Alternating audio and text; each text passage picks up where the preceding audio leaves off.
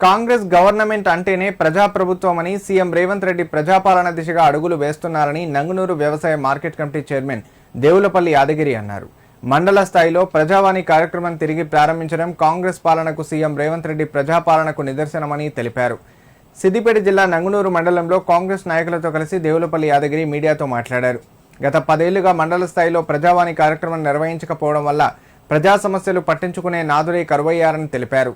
రద్దు చేసిన ప్రజావాణి కార్యక్రమాన్ని తిరిగి కాంగ్రెస్ గవర్నమెంట్ ప్రారంభించడం చాలా సంతోషించదగ్గ విషయమని పేర్కొన్నారు. గత 10 ఏళ్లుగా గ్రామీణ స్థాయిలో నెలకొన్న సమస్యలను ప్రభుత్వం దృష్టికి, అధికారుల దృష్టికి ప్రజలు తీసుకెళ్లే అవకాశం లేకుండా పోయిందని పేర్కొన్నారు. కార్యక్రమంలో నాయకులు సత్తయ్య, శ్రీకాంత్, విక్రమ్ రెడ్డి, బాలయ్య, సురేష్, యాదగిరి గౌడ్, కిషన్ పాల్గొన్నారు.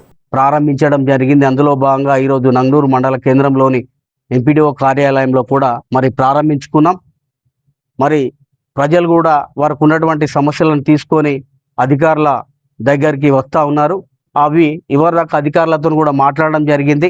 1 వీక్ లోపు ఉన్న సమస్యను ఎంతవరకు పరిష్కారం అవుతుంది, పరిష్కారం చేస్తూ ఏదన్నా లిటిగేషన్ ఉంటే దానికి సంబంధించిన వివరాలు తెలియజేస్తూ వారం లోపు దరఖాస్తుదారులకు మరి జవాబుదారితనంగా ఈ అధికారులు మరి